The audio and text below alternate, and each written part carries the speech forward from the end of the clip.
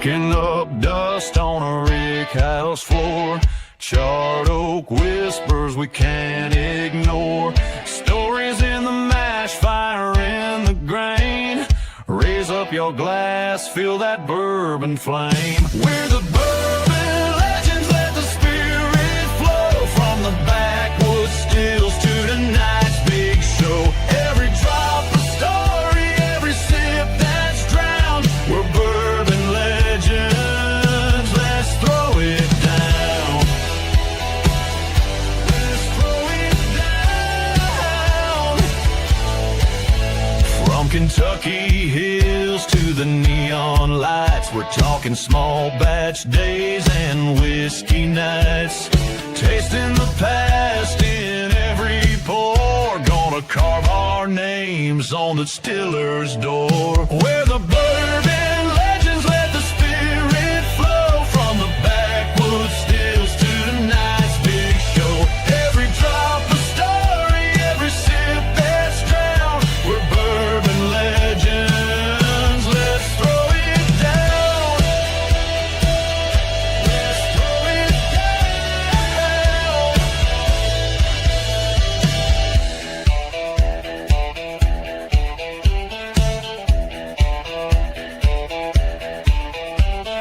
Raise 'em high, feel the fire.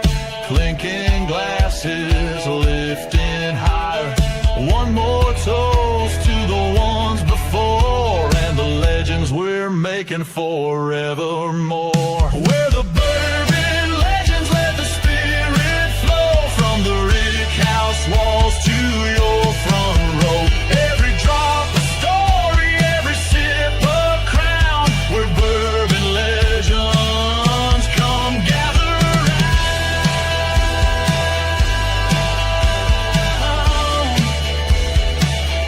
Come gather round.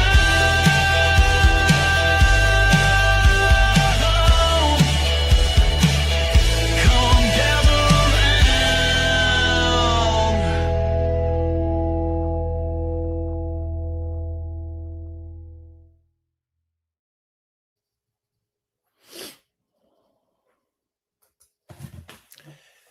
Welcome, welcome, welcome. It is Thirsty Night Live on a Thursday evening. We are live tonight. Sorry about last week. We didn't go live because we were in Kentucky. And it was just too hard to try to go live. So we just thought we would play the best of. And hope you caught that show. If not, you can always just go to the Bourbon Legends page on Facebook. YouTube. And you can watch all of these videos that we've been doing since June. So we're coming up almost on a 1-year anniversary. So, yeah, if you're new here to the show, be sure and like and subscribe. We're a growing community, and we would like for you to be a bourbon legend, just like Roger. Hello, How we doing, Mr. Greg? Bourbon Legend. Well, Roger, long time no see, my friend. How are you? Yeah, it's been less today? than 12, 15 Yeah, hours, something like that. No, about 24 hours. That was the last I've seen you. So, Okay. you know, it And was that's why you're kind very of good with that. nice today going back to work. Not. Not. Oh, well, but I mean, you know, you're retired, so you don't know about that. But Was so checking on the house, cleaning things up. Did you sleep well in your own bed now? Very much so. Good. We Very may much have a few stories on Roger. He may have been doing a little pumpernickel sleeping on the way to Kentucky, Well, through I Kentucky got and back to Arkansas. So I got to sleep on the what was it? The mattress with a pea underneath it. a pee underneath it. Did it have a pee, or did you actually pee on the mattress? No. The one That's felt what like I want to know. That's what I the want to princess know. and the pea, you know? Hello, Could have been either Will. one. Yeah, It Could have been either been. one. Yeah. So, how are you, William, tonight? I'm doing great. Spent the day smoking meats. Yeah, not much better thing to do than smoke meats. Have you been drinking all day as well? No, actually, I poured my first drink right here a few minutes ago as the show started. So, Yeah, me too. You know, you would think that us being bourbon legends, we would drink a lot of whiskey while we were in Kentucky, but not really. We drank most of our whiskey in Indiana this time, That's uh, right. Yeah. or at least me and Roger did on Thursday night. And on Friday we were in Kentucky, and I think no, I take that back. Saturday, you did your drinking on Saturday last weekend. I do believe. Yeah. There may be some evidence floating around in pictures of you laying Yeah. on a couch asleep, but in the middle of I the was afternoon. not asleep. I was chilling. He was chill. As you can very clearly see the 2 thumbs up in that Yeah, photograph. chill, So, Will Rocco. I think I'm going to Chill. do. What are you guys drinking tonight? Okay, well, I'm going to tell you what. I'm drinking the new Augusta bourbon whiskey that is wheated, single barrel, comes in at 115.8 proof. Good stuff. I like it. I've got You? RD1 Sister Cities Amberana, and I'm not Amberana. Not Amberana. French oak.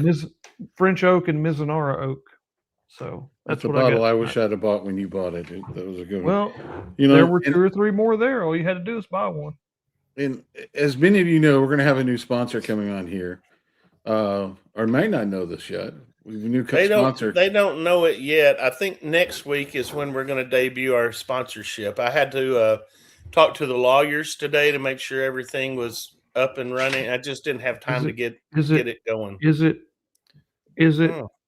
Is this it? You'll have to tune in next week and see. That's not next week, but Not the spot. I wanted to rip the Band-Aid off tonight because I have a feeling that Craig might elicit a response from Craig. So I'm drinking the Evan Williams 250th bottle tonight, and we won't talk about that. And Evan Williams might have got us a little bit on that one. Oh no, I'm going to rant. I'm going to rant on that one. So yeah, we bought it for what was it, 60 something? $60. Then by the time you put the tax on it and everything, is right at $70. And then we heard that it was 45 in Memphis, but I mean there wasn't that much of it, so we didn't do too bad.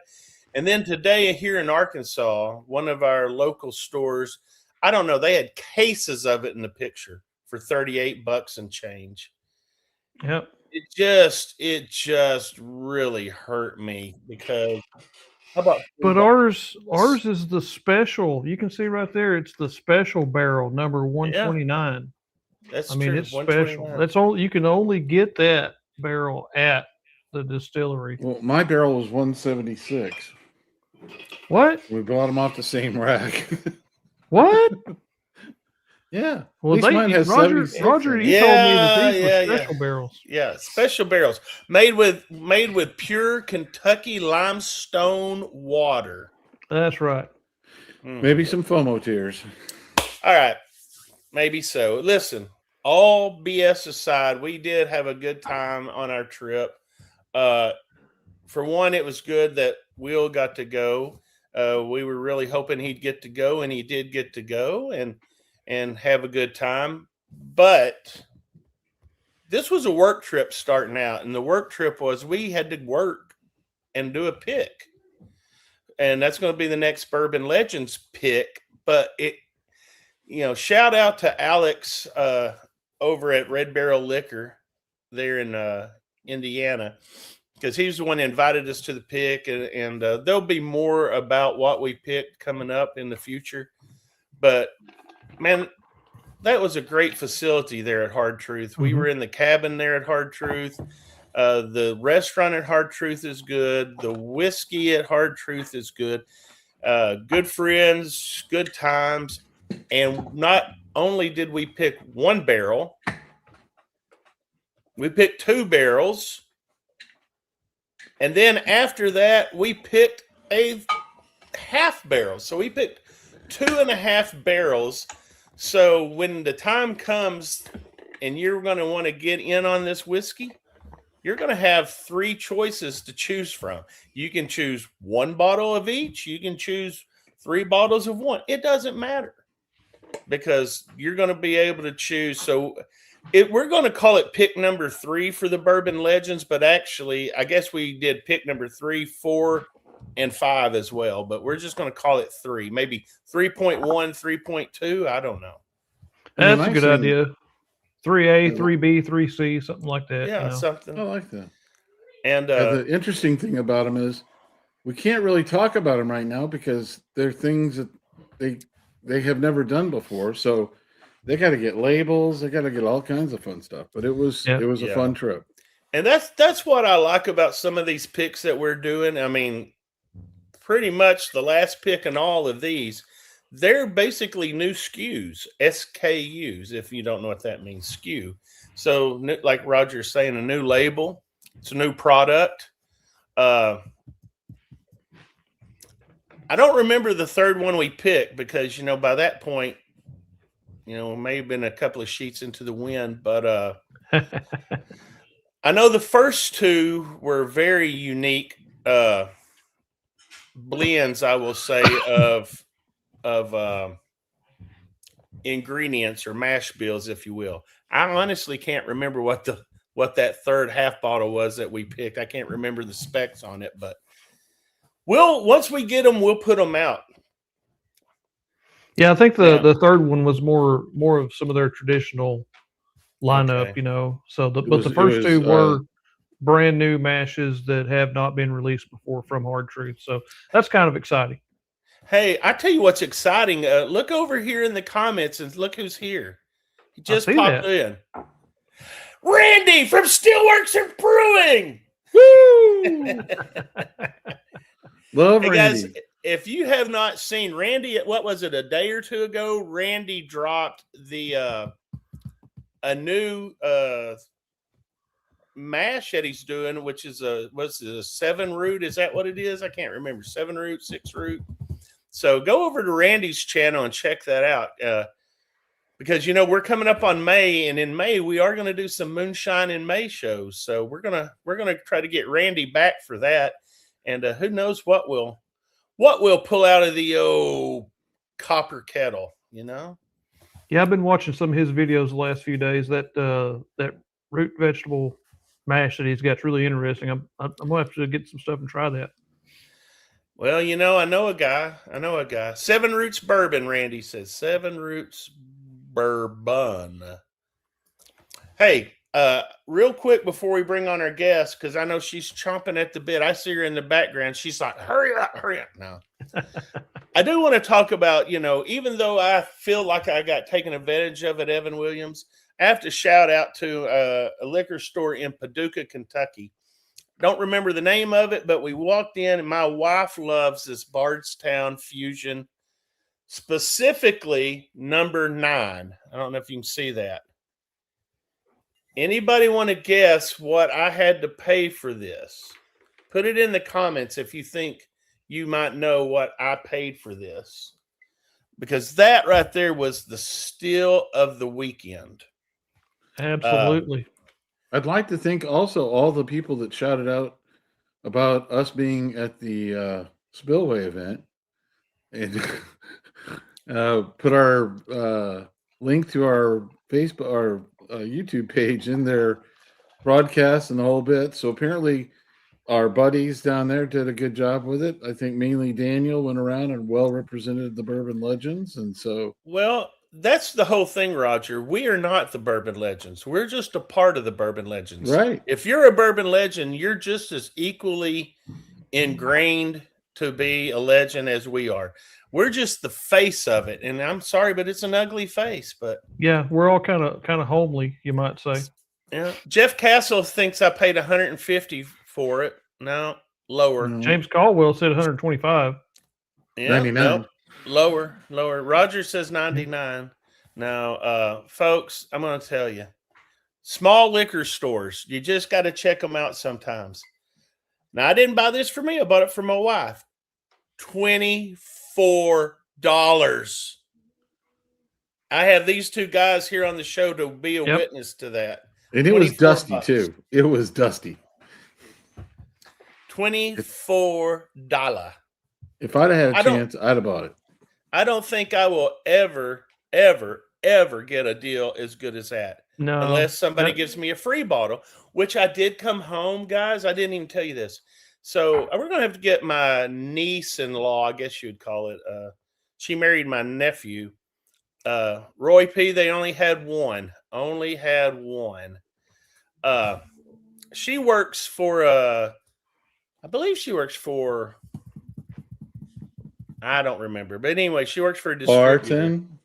No. She works for, I want to say, Pernod. I don't remember. But anyway, I came home to a Jefferson's Ocean rye that they had just give me. So, I don't know if it's good, bad, or indifferent, but it was free. And you know what I say about free whiskey? free whiskey's good whiskey. It's good whiskey. Absolutely. Hey, Yep. without further ado, let's bring on the Bourbon Baroness. All right, April Weller Cantrell. Welcome to the show, April. Hey, y'all. How you doing? Hey, how you doing? Wonderful. Enjoying some of this day swigger that I'm sipping tonight from Doc Brown Spirits. So, All right. So tell us a little bit about that. I've never seen that bottle before. Doc Brown Spirits is out of Georgia, and it's owned by Amy Brown and Paige Dockwaller. So, Doc Brown. And these ladies are really phenomenal. They are had amazing careers. Well, actually, Paige still has one. She's still working as a nurse, but they sold farmland, bought some more farmland, grow their own corn and rye. So they grow this Jimmy red corn, and it's really amazing in the bourbon. And they also grow in a bruisey rye, which is very, the way I understood it, was really kind of cultivated for Georgia in the beginning. I mean, I'm sure you can grow it anywhere, but these ladies are doing just such an amazing job on the terroir. They have somebody that's doing really close by that grows their wheat. Of course, they get their malted barley somewhere, but man, they are putting all the effort. It really, they are genuinely somebody you should seek out. And this day swigger is the Southern Ember, and man, it is just fabulous. I'm getting FOMO over here, guys, already. Will is always good about reminding me things. Will, What am I at supposed the end of the show, we need to get these gals information so we can get them on this show.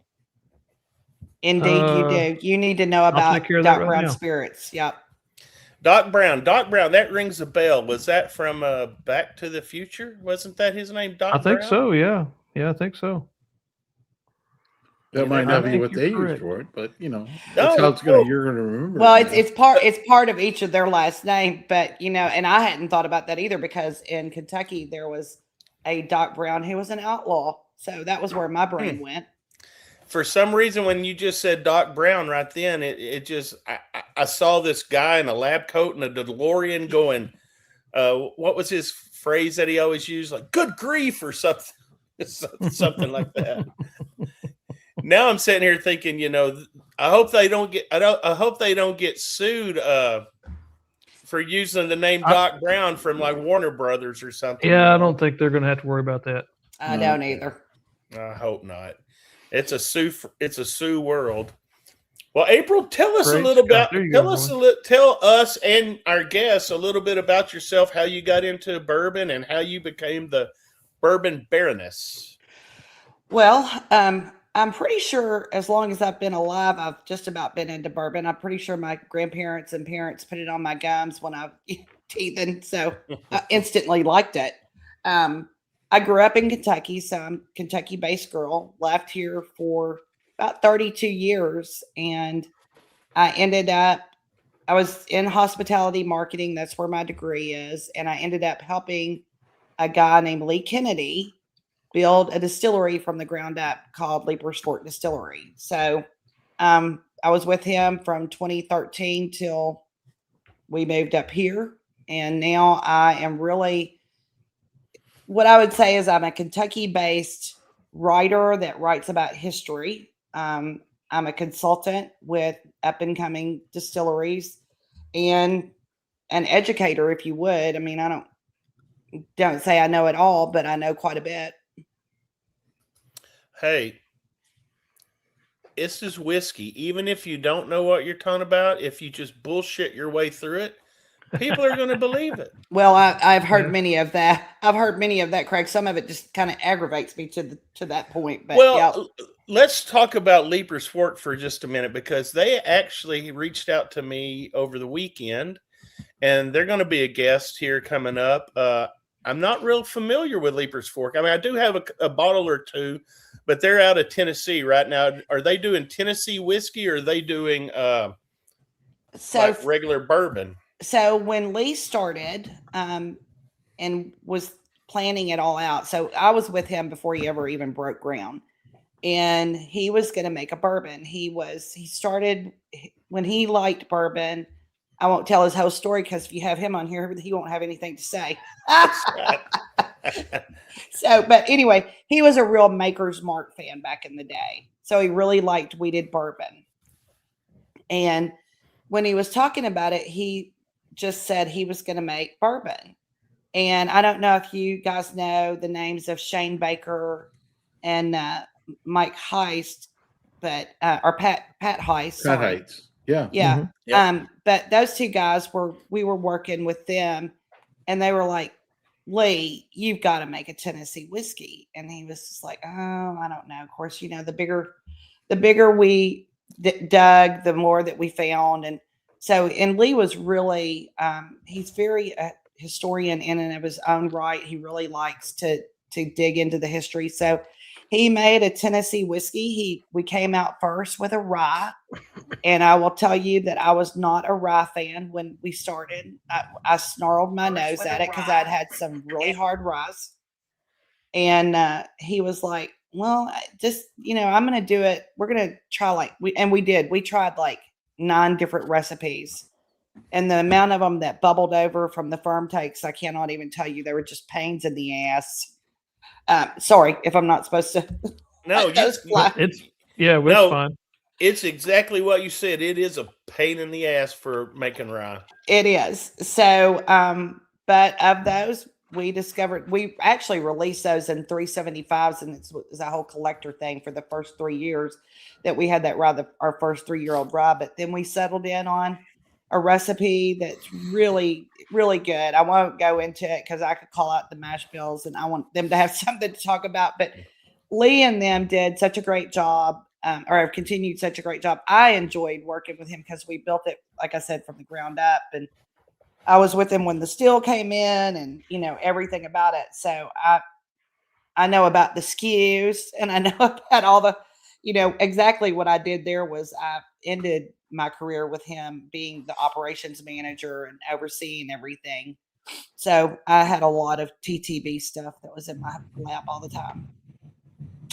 Fun stuff. That was just fun stuff. One of the things when I was talking about BSing your way through, it was kind of an inside joke. These two guys may have got it, but we went to a Tennessee distillery and got a BS story. No. Just this past weekend, we were, you know, when you go to Kentucky, you always hear about the Kentucky lime water. And we know what is really true. But where we were at this facility, they actually bottle product for a lot of different companies or distilleries. And those were the biggest reverse osmosis machines I've ever seen. And, you know, and that was kind of our joke. And we all laughed about it, including the president of that company, about how, you know, there's so much BS that, you know, every tour you go on, they talk about, well, you know, it's the grains and it's the water. Mm-hmm. And, you know, I would love to try some of this whiskey that didn't use reverse osmosis, but I can't find anybody. I don't that's think using you're that. going to either, You know? because I mean, know. honest.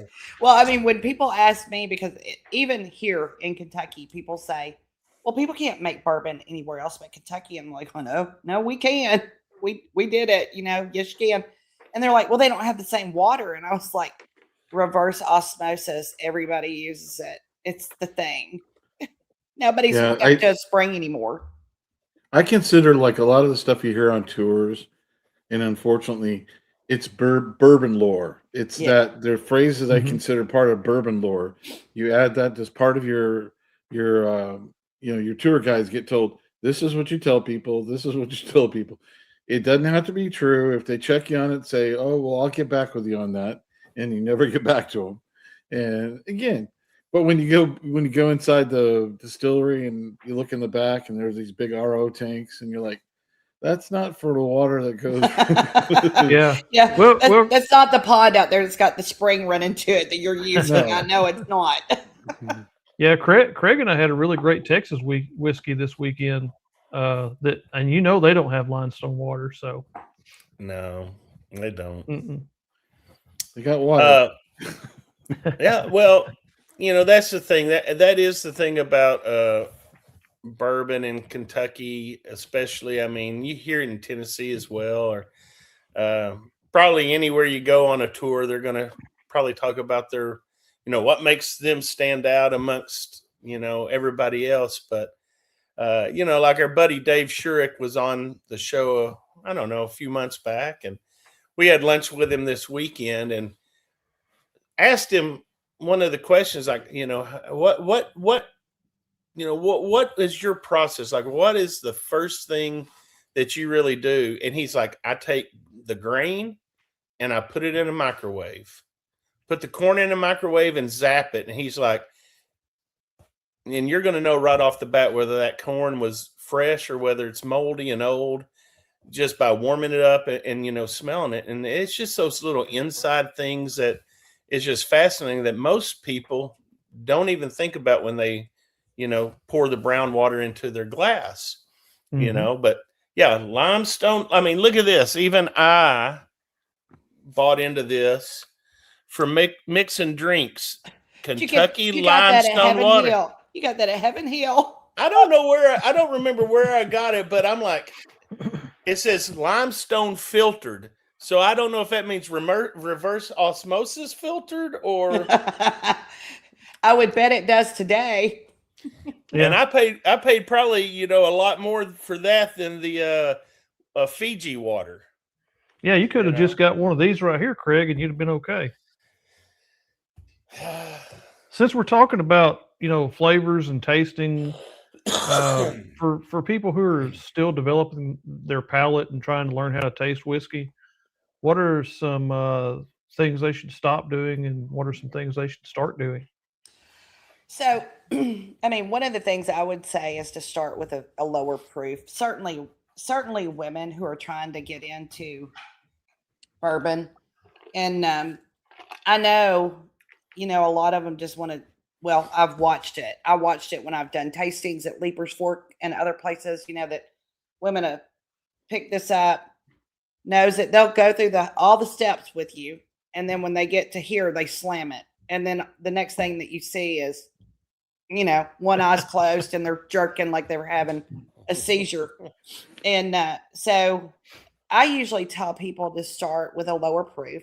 I actually used the whole spiel on Easter Sunday. God forgive me. It's Easter Sunday. I don't know what I'm asking for forgiveness for. It didn't bother me in the least. I sent my sister through a tasting with Day Swigger because she's not a big bourbon drinker. And but it's a 93 proof, and it's weeded, so it's not real high and hot. So, and I would do that with a rye that isn't a high rye, but more of a low rye. And I think the other thing that I would tell people is that if it's really hot to you still, I mean, you just need to put a little bit on your tongue and get your tongue used to it before it thinks it's been assaulted. For people who don't drink. And then if you still don't like it after that, taking a swig, put a couple drops of water in it, swirl it around, try it again, or take a really, good ice cube, put it in there, let that ease yourself into it. You don't have to slam it. You've got to ease your taste buds into it. And everybody's different. I mean, it's just so variable on what people like. And that's usually how I used to work with people at Leaper's Fork was I would be like, well, what do you like to drink? If they started out at a vodka, well, okay, I'm going to start you at something that's not got as hot of flavor and, go that route. If they said they like Dr. Pepper, I'd start with our rye, but I'd tell them to add water to it. Hmm. I mean, I just kind of base it on what their flavor profile, their palates are kind of like, and try to work with them from that point on. What do Yeah. you do for somebody like my sister-in-law who I just built this speakeasy here. Mhm. She came over and sat down. She wanted to have a drink, but she doesn't like whiskey. And I said, "Well, here, try this." I gave her something I thought she would really like, and then I found out she doesn't like whiskey because back in high school she had a bad night with wild turkey. Uh, can you ever get over that? Like, so much of drinking bourbon is a memory to something, like Absolutely. you can be like, that is caramel or that's some sort of. What happens if you just got shit faced drunk on something and you puked all night? Can you ever recover from that? I think you can probably via a cocktail and come about it that way and ease back into it. But honestly, Craig, some people never recover from that. You know, my youngest daughter, God love her, she drank what's the cinnamon fireball. Ugh. And I just looked at her and I said, why? Why? I've raised you. Why would you do that and get shit faced off fireball? Now you don't like bourbon at all. And she's like, no, I don't. It just makes me sick to smell it. So I'm having to work with her because she's my only vodka drinker in the house. Hmm. Baby steps, huh? You Baby just kind of steps. Yeah. have to get that acquired taste back, huh? Yeah, exactly. Hmm. Well, Yeah, we had luckily that doesn't happen to me. So Well, me either, because I'm smart enough not to get that far. Yeah. well, I think I I have- am, but when you start drinking in the middle of the day sometimes and you're doing a live like this and you're just on there chatting with the friends, and I don't know, sometimes I might get carried away ever so often. Oh, I don't say I can't do it, but I don't get that far. I don't get your sister-in-law far anymore. I'm not doing that. No, absolutely not. Roger, what were you going to say? I was going to say we went to we did a barrel tasting at Green River. Hartruth? When we went there with Green River, when we did that the first time I did it, I was there with a couple and an older gentleman. He drank bourbon and whiskey, and his wife never touched the stuff because she says it would always burn her tongue or do all those things. And what I told her, I said, you've got to get used to it. You can't sit there and pour a mouthful in there and expect to enjoy it. I said, just put a drop in your tongue and rolling around. The other thing we had her do was put a drop on her hand, squish her hands together, and then Yes. smell. And she was like, "Oh, it's got a lot of good aromas in it." I said, "Now the next thing is when you taste it, see if you can just get to where you smell that or taste that." And by the time it was over, she was tasting every single barrel they had there, having a big old time. Husband was high fiving me. It was great, and Good she job, enjoyed it. Roger. Well, That's she awesome. just enjoyed it, but you got to get over that initial shock because people don't, they always have that initial You negative do. shock that they think they Anybody got. who throws it back and they're not a bourbon drinker. I mean, well, anybody who's the drinker, well, if they drink bourbon, knows not to throw it back. But anybody who's doing that, they're immediately going to stand off from any of it because that's Yeah. just your whole palate has just been shocked into going, what the hell? Right. Exactly. I mean, that is really good advice, and I don't always do that, but I should. You should always start out, and prepare your palate for what you're going to drink. Absolutely. And I mean, if you're going to start out with a hazmat, you might as well you've already shot your wad for the night. I mean, Well, that is very true. last night when I got home, I jumped straight into our second pick, and that 124 proof was kind of slapping me around a little bit last night. I should have started with something else. Well, I mean, you had driven for like 12 Excuse me. hours yesterday, right? Oh, he's Yeah, with all choking. those He little probably he trips got that a we did. cold, caught that cold from me, probably. Got a bug in my throat or something. Yeah, well, that happens. That happens. So April, Yes. tell us about some of these myths in bourbon. We were talking about myths earlier. You're a storyteller. You're a writer. Can you tell us some of the things that you may uh, hear on a daily basis that you just look at them and think they just don't know what they're talking about? Well, I mean, I watching social media is entertaining in and of itself, like,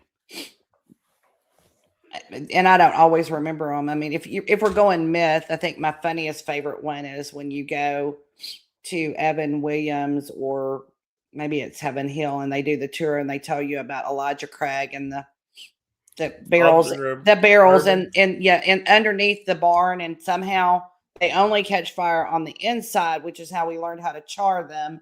And but the outside didn't burn.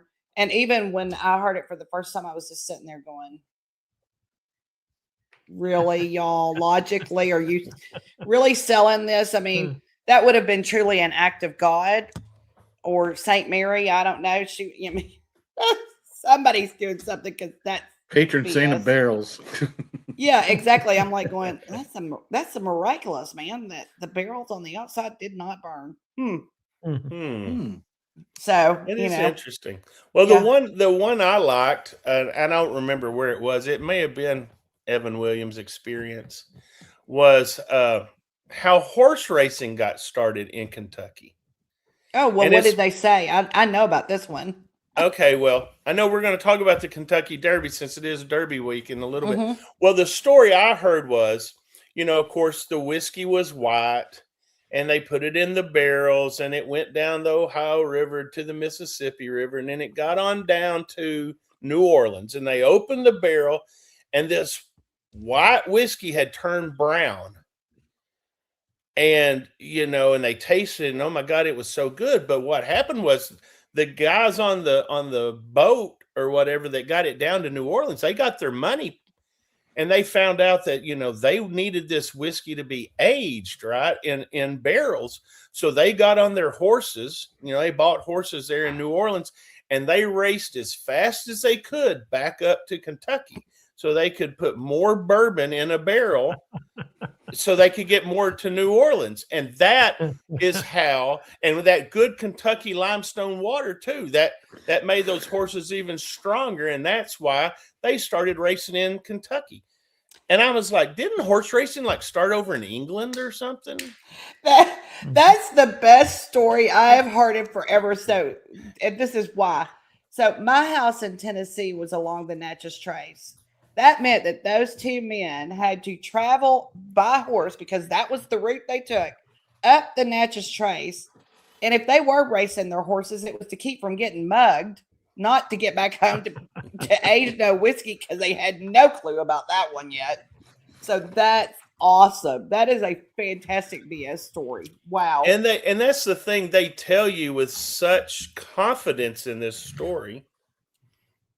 Yeah. That it's somewhat believable. Well, it is if you don't know the distance, Craig. Well, I didn't say they made it in one day. Okay. But those horses didn't make it in 5 days, not even racing. They no, made it absolutely like not. They made it to maybe Tupelo and died. But there's so many of these myths out there. I think somebody actually did write a book, didn't they? Bourbon Lore or something, where I think it was about. I think you're right that somebody did write one of those. I think so. Or was it Bourbon Lore and Law? It wasn't Brian Hara, was it, that wrote the Bourbon Law and Lore or something like that? I'm not sure, because he does a really good job. And there's so many stories out there like that. Just like we were talking about the RO water and, all that, that it's what's the real story about how horse racing got started in Kentucky? Well, I mean, the real story about horse racing, and the interesting thing I think about horse racing in Kentucky, and at the time, really, y'all, Tennessee. I mean, Tennessee, nobody really knows, and I'll go back to the Kentucky Derby, that Tennessee, before Prohibition, rivaled. Now, they weren't always ahead of Kentucky in making whiskey and horse racing, but I mean, they had the same thing going on and was really rivaling the state. Now, keep in mind, all of my Kentucky people out here, I'm still a Kentuckian, still bleed blue. Stop before you like freak out. I just lived in Tennessee for 32 years. But so they were really, they were actually racing. They were bringing their workhorses on the weekends, like out, and they would race them at farms and different things. But there was a couple places near Louisville that they were racing them before the Jockeys Club got started. And so Meriwether Clark Jr., whatever that name, just I've got to look at it to make sure that he wasn't Meriwether Clark, obviously, but he was named after Meriwether Clark. So anyway, he kept watching these guys do it, but he had also gone to England to see one of these races, and he was like, he really wanted to take, what was racing in Kentucky and make it more of what was in England. And so the funny thing I thought is that he knew to get that done over in England, the women would watch the race. And of course, in Kentucky, it was, as you might think, it was farmers drinking whiskey and gambling and having fun. Women were not a part of it. I'm saying some of them probably wanted to be, but they couldn't be because of perception, but they weren't.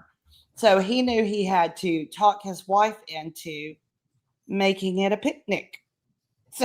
So he did. And they turned the Louisville Jockey Club. His uncle, who was the last name of Churchill, give him some property, and they turned that jockey club into Churchill Downs. And the first race was brought out, and he invited like everybody who lived around Louisville. And that's really where the tradition started. And it started with, the horse racing, but they added food to it. So we've got all the great food that we do now with it, and the people and the picnic and the bourbon, and I'm sure some betting on the side. So the whole thing really just kind of started a tradition of which I watch every year now. In the fact that it's really, people say they're there for the 2 minutes, but they're there for the people, and they're there for the bourbon, and they're there for the experience. And yes, we watch the horse races, but it's the camaraderie and the memories you're making with the people there as well. It's such a multi-level component of what's going on, and it happens all week long up here. It's just, it's insane to me now that I've moved back, because I'd forgotten just how crazy it was, now Churchill Down has 502 Day, they have Wednesday, WINS, they have Derby, they have the Oaks, they have the Derby, and then they have something on Monday. And of course, they started out last weekend. Y'all got up here, Thunder over Louisville. And it just, every year it seems to grow a few more days, and even when I was a kid growing up, there were people around Churchill Downs that had parties for weeks. And I used to look at my dad, I was like, they're really smart. They found an excuse to party. So a big social event, It's absolutely a huge social event. Yeah. And this Saturday will be the 152nd running of the Derby. A week from Saturday. Oh, it's not this Saturday. Yeah, week from right. Saturday. Yeah. I'm sorry. I'm. You have lost time travel, Craig, from going to Kentucky. Yeah. I have. That means I get to save a little bit more money this Saturday until next Saturday. Yeah. So we have here in Arkansas, we have the Arkansas Derby, and it is usually, tradition that whoever wins the Arkansas Derby gets a spot in the Kentucky Derby. And I cannot remember who won, but I do remember who won. I did that day. We were at the Derby, Fantastic. And so I'm going to take all my winnings, and I'm going to bet on the Derby, and I hope I win big. But well, I hope you do too. I don't know who actually is all running in the Derby yet. I haven't really looked at anything, so I don't know who I'm going to be betting on. But a lot of times I just bet on the name. I'm not a real big gambler. So like if there's something that was called like a whiskey legend or something, I'd be putting all my money on that horse. Yeah, I probably should do that. Renegade was Craig, Arkansas Derby winner. Renegade? Yeah, Renegade. Okay. Yeah. Mm-hmm. Why would our Patreons need to be concerned about the Kentucky Derby? Our Patreons, we do a quarterly giveaway drawing for being a Patreon member of the Bourbon Legends. And I was really having a hard time trying to figure out what are we going to do. And then I'm like, every liquor store you went into had something to do with the Derby. So we are going to give away. I don't have it up here. Where is it at? I thought I had it. So we're going to do the traditional Woodford Reserve bottle. Is it Oh, where hiding did- behind that Heaven Hill bottle that you bought for $60? Oh, Oh, wow. oh, Well, she went I don't there. know. She went I there. don't know where. I don't know where it is, but Craig's it's the one that's lost the got all bottle. the horse. I think I've got it in a set. I've already put it in my truck, so I can ship it tomorrow. Because you got other things that are going along with that bottle. Oh yeah, we've got some nice drinkware, some mint julep mix, I believe, some cookies that some nuns make there in Kentucky. That's The supposed to. nuns. Yeah, Where's that? I bought this at Heaven Hill, and it's cookies that are supposed to taste like mint julep. And the lady told me that there's some nuns that are the ones that make these cookies. And she's like, if you eat one, you're just going to buy a whole bunch of them. And I'm like, Hold on. So you got Excuse me. you bought a story from Heaven Hill about some oh wait. Yeah. Sorry. Yeah. Okay. So we're doing a Kentucky Derby package. And so that was the thing. I want to get it sent out tomorrow to our winner, and we'll do the drawing at the end of the show for our Patreon members. So that way they can have something to drink on Derby Day. Now, how did the mint julep come around? I know it's really a big drink there in at the Derby. Is there a story behind that one? Do you know? There is a story behind that. So I'm gonna have to go back and look at my notes here just for a hot second.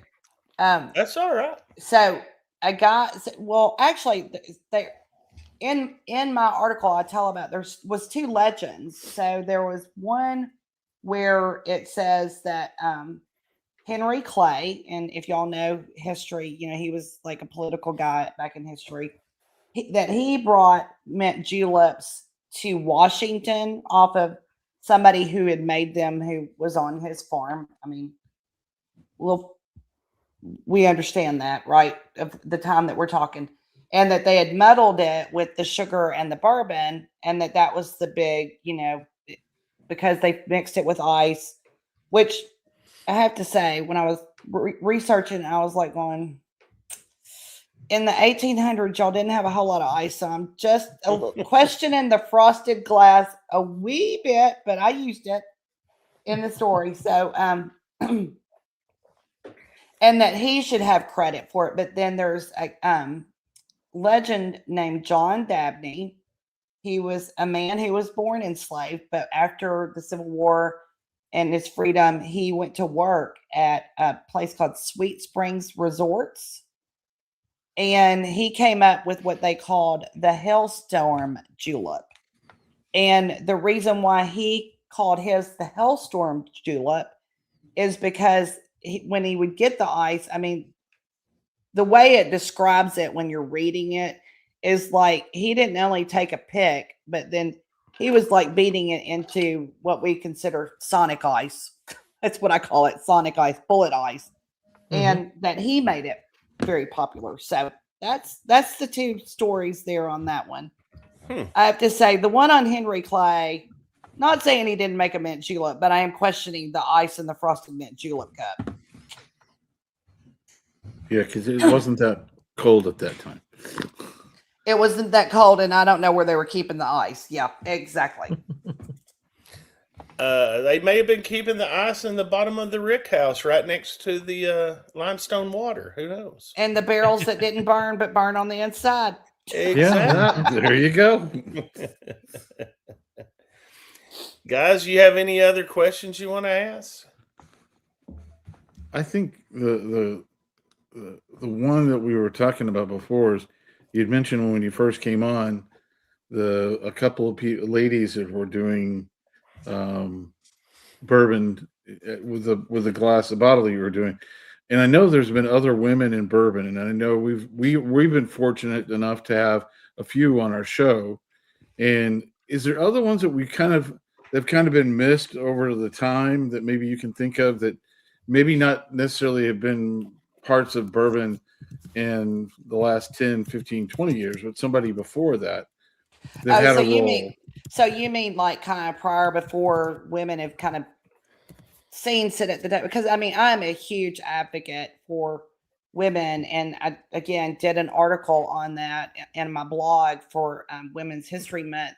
But there's been some amazing women that have actually been at the table a lot longer than anybody ever knew. You know, Catherine Spears, she was in the late 1700s, early 1800s. She, I think she actually has 4 last names, like that's how many husbands she married, died. But she ended up running this amazing farm distillery, and the archives has her with a sweet mash recipe and a sour mash recipe.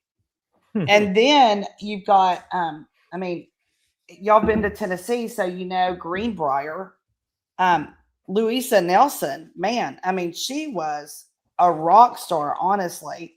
And then you've got Mary Dowling, who married her husband. I think he was quite her senior, but before he passed, he had her in there working. And when you read about her, she was a marvel as far as numbers. She was like really sharp with numbers, understood what was going on in the distillery, and raised a business to the point that whenever Prohibition came in, she was just like, oh, well, I'm just moving it somewhere else, and took it to Mexico. I mean, she was brilliant. And so I think there's a ton. And of course, I mean, you probably should never go in Kentucky and not mention, you know, Miss Samuels, who really was such a huge component of helping build, you know, the Samuels family. Exactly. And, you know, the little labels and the whole marketing. I mean, she was a marketer way before her time. And that's some of the things that I really love digging into in the history. I mean, for sure, there was women sitting at the table long before. And there are women who belong at this table right now. I mean, you've got the Peggy No Stevens, the Alex Castle. I mean, there are so many wonderful women out there who have got it going on. So, yeah. Yeah, one of our guests, we've had Alex on the show. We've had Lisa Roper Wicker. Love Lisa. So we've had Lisa on the show. Trying to think. Don't know if we've had any more women or not. Have we? We've had April Weller Cantrell on the show. I mean, and Appalachian Bourbon Society. Yep, Mary Dowling. We just talked about her. She's amazing. So, yeah. I mean, there's some. Well, I mean, is it Margaret Holmes? I don't know her very well, but I know the name in the industry. Jane Bowie. I mean, oh my gosh, with Potter Jane, she's like has a palate like no other, and she and Denny are killing it over there, getting this distillery up and running. Love them. Amy Brown and Paige Dockwaller. I mean, honest to goodness, they're like some of my new best friends, and there's long stories to tell about that. After I actually heard them on another podcast, and then I did my blog with them. But amazing women as well. So there's a whole lot. And I don't know who you're gonna interview with Leaper's Fork Distillery, but they've got a pretty sharp little cookie down there, Kendra Anderson. I hope that Lee and Kendra come and do the podcast with you guys, because they're fun. Kendra makes me look like I don't have a sense of humor. That's how much fun she is, and she's good at what she does. So. I don't want to. We had Mary. I'm trying to think her last name. Roger, help me out. From man, all these shows start to run together, and I lose.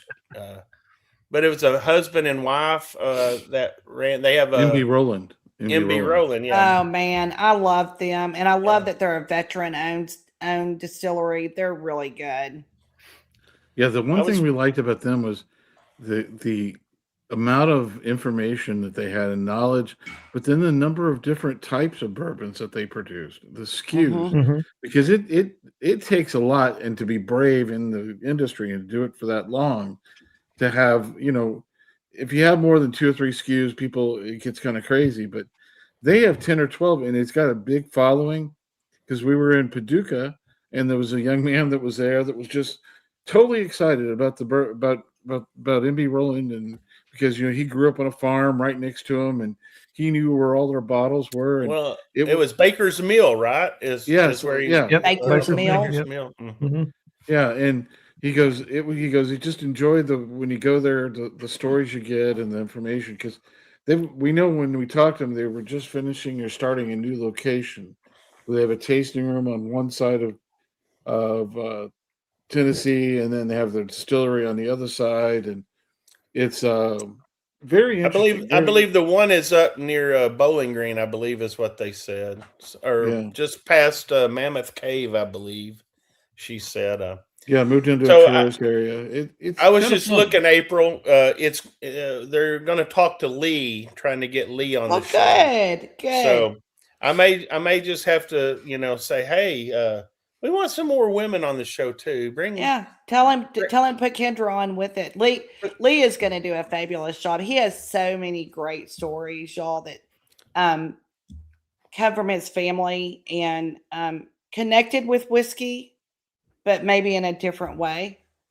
So you'll have to ask him about that. And he really, I walked away very proud. I was talking to him this morning, actually. So I called him, and he and I were talking about some things, this and that. And I told him I thought I finally figured out what I wanted to do when I grew up. And he was like, okay, 'cause like I'm 11 years older than Lee, and I'm not saying how old I am, but I'm 11 years older than him. And he goes, okay, well, what is that? And I said, pretty sure I just want to hone in on history. I just can't not run a history rabbit hole. And he said, I think that's probably the best thing that you can do. He goes, because you do love it. He goes, you love bourbon history, so just keep doing it, Yeah. Talking about bourbon, everybody has always said, and it really is true. It's not so much about what you're drinking, it's the experiences that come with that. And the people that you meet. And I mean, that can be locally, within a society or a group or whatever. And then it can go almost internationally. I mean, we have met so many good people from this show, and they just like almost really become instant friends. And sometimes, you idolize people, like you would hear a master distiller and it's like, oh, well, they're going to be too important to talk to us or something. I mean, they're just common people. And the one commonality that they have is the same thing that we have. And it's a love for whiskey, and it's a love for the people who create it. And, we were talking about Heaven Hill. I was talking to a guy today, and I was telling him, about how many barrels may be in Rick House. And, when Heaven Hill caught fire and they lost all that product, and, it's not competition. Other distilleries opened up their stills, so they could get back on their feet. And that's just something that you just don't find in a lot of industries, You don't. There's a lot of competition. I remember when that fire was, and my dad lived in an adjoining county, and he said you could see the smoke. Now, I didn't live here at the time, but I remember him calling me and telling me about it because, he didn't live that far away. But I so agree with you, Craig, because when I first got into this industry and was going to bourbon women's events, and when I say bourbon women's events, I do mean the bourbon women, that Peggy Stevens started. And I remember meeting Fred No, and I was shaking in my shoes almost. He's a 7th generation distiller, for the goodness sakes, and I was just like, oh my gosh. I mean, like, technically through the Beams, he and I would be kin because the Beams married into the Wellers, but I'm like, he's not going to know that. I know that because I'm a history geek and I'm a genealogy geek, but he was as nice as anybody. And when he opened his mouth, it was like, literally, I felt like I was talking to some of my buddies around here. And I was like, oh, this is awesome. And just humble very humbled, and I admire that about this industry, that you get that. Yeah, And go ahead, Roger. well, I was going to tell her about the story we have with Jimmy Russell. I mean, I was just going there. We as all well. thinking the same thing. we're all Yeah. thinking the same Absolutely. thing. You couldn't have asked for a nicer person. I mean, and he was Jimmy. We asked him questions, and he was asking us questions, and it was like, and then his wife Jaretta was sitting next to him, and we were talking to her. I was talking to her, and she's like, "Why would you want to talk to me?" I said, "Well, you're the one that got him the job." And most people don't realize I love that, Roger. Oh my gosh. I Yeah, love and that. she goes, and she says, "Well, I've been signing those checks for all these years, and the other stories you pick up through time. I mean, a lot of people don't the Rolex watch on his wrist. He got it 26, 27 years ago from a previous owner of Wild Turkey, who was trying to get him to retire at that time." But he's wore that watch ever since to say, "Nope, I ain't gone. And Yep. me and the watch are still Well, here." the story I was thinking about with that, it's same time when Craig bought the Booker's Jimmy's batch, and we had Mr. Jimmy sign it, and the first words out of his mouth is, "Well, we were real good friends," when he signed that bottle. Just the whole camaraderie in the business is what's so amazing to me.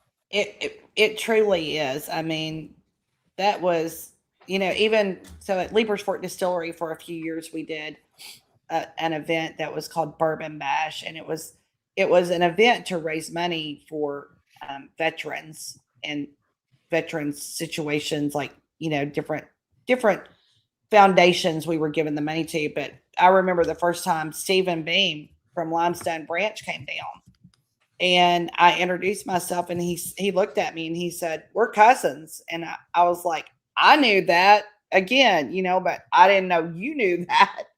And he was just really, would sit and talk to me.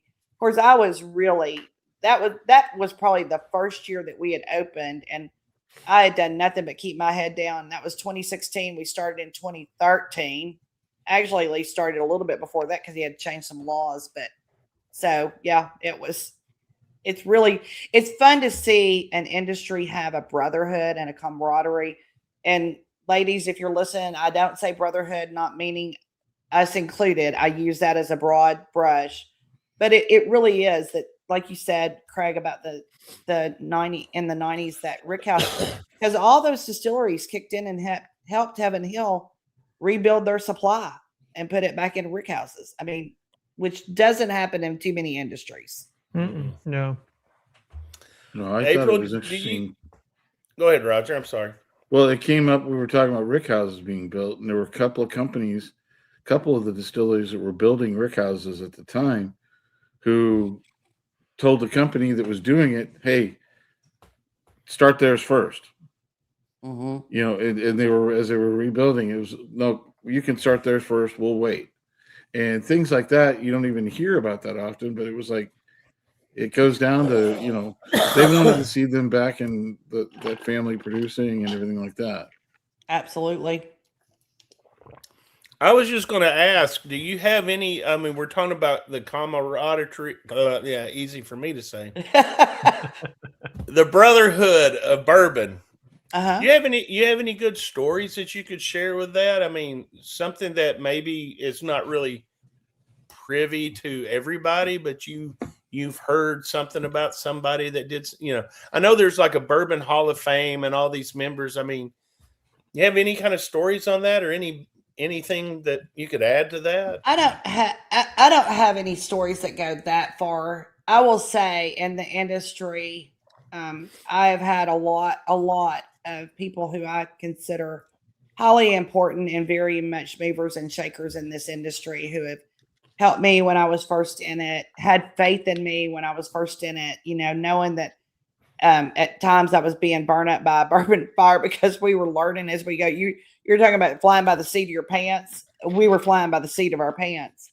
And I've just had, I'll tell you one person that is probably, there's been a lot of people that's really made an impression on me, but I'm going to name this one guy who's made an impression on me, younger than me. I went to school with some of his family, But in the industry, for an industry guy, he's just top notch, kind, knowledgeable, will tell you. And that's Brent Bray. And he works with Four Roses. He's over there bottling. And he is super knowledgeable.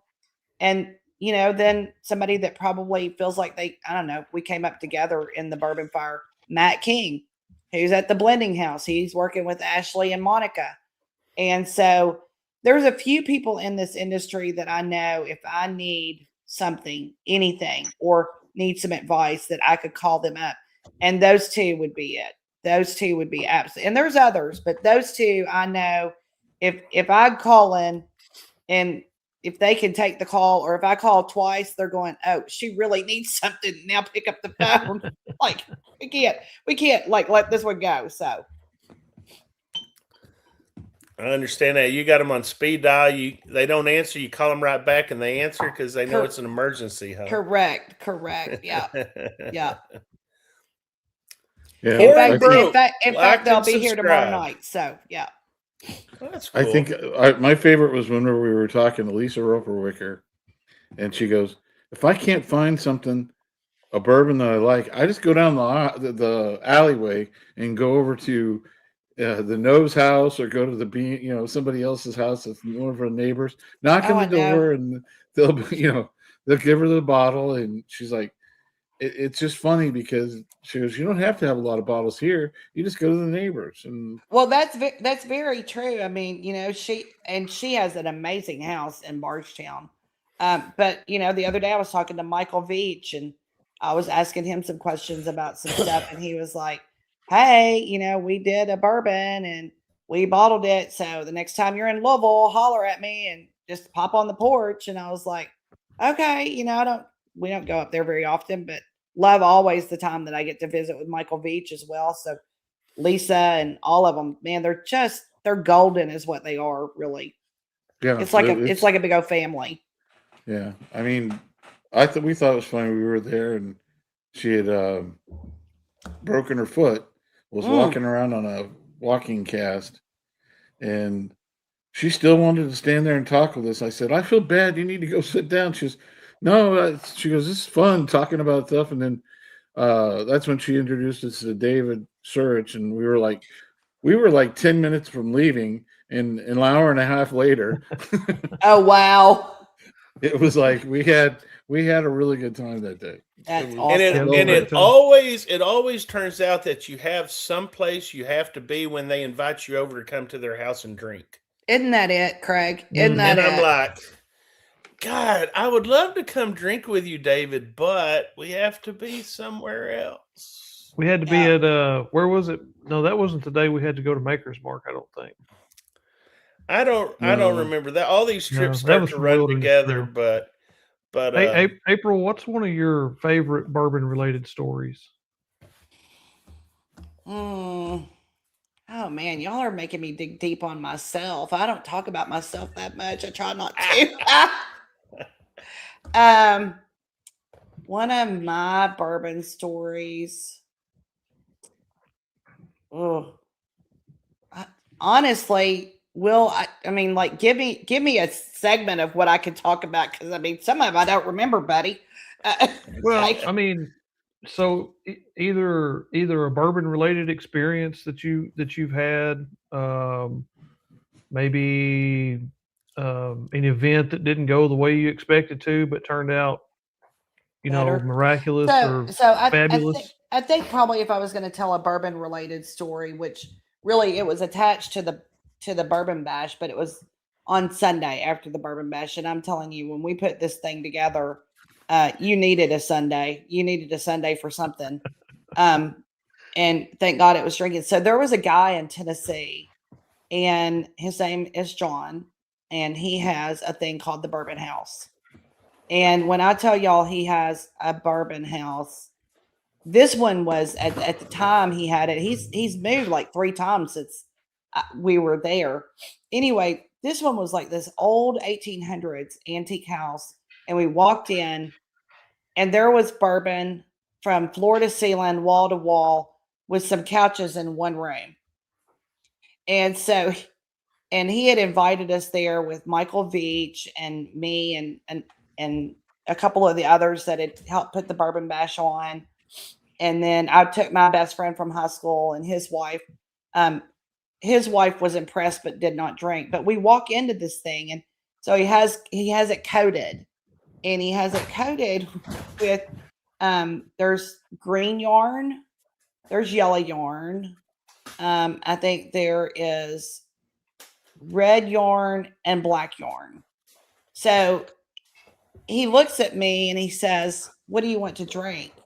And I think my eyes pretty much rolled around in my head at that moment in time. I don't know that. I mean, there wasn't that much bourbon in any liquor store that I grew up in Kentucky or where I lived in Tennessee. I was just like looking at it going, "Oh my God, I don't even know where to start." And so we sat there and talked stories all afternoon until he finally pulled out this. It was, I'm going to butcher this word because I've always butchered this word, the sesquicentennial bottle of Jim Beam. Yeah, 150. I know, I just ought to do the 150, Craig. I should. So he pulls out this bottle of Jim Beam that's a decanter that has Nathan Bedford Forrest on it, the 150. And he's like, "It's never been opened. Should we open it?" And of course, we had drank at that point. Sure, we should open it, and he's like, I mean, like, what if it's like got asbestos in it? And I said, alcohol kills 99% of everything. Open the damn bottle, So we drank some of it, and he had the best book, y'all. That so like the old big old books that they used to use in hotels that they use for that's the book that he had sitting on his coffee table. And if you were there and you got to drink with them, then you would sign it and tell them what you drank and then circle which one was your favorite. And it was just the most fun. Yes, but 10 times bigger than that, Craig. you come to my speakeasy, and you have to write something in it. I love it. Because so that's probably what one of about. my fun ones. I mean, if I started talking about bourbon from the other perspectives, I don't know. There's probably I'd probably have to have some memories jarred, to go, oh my God, I forgot about that kind of thing. I mean, if you're talking about bourbon from a perspective of industry, when I worked at Leaper's Fort Distillery, when Lee used to have us handwrite all of the labels, and there was, a handful of us here, and we would sit down and we come back like looking like this, like your hands couldn't even move anymore. I mean, he let us drink on the job then because he knew we had to have it to loosen up our fingers. We were like in hand cramps.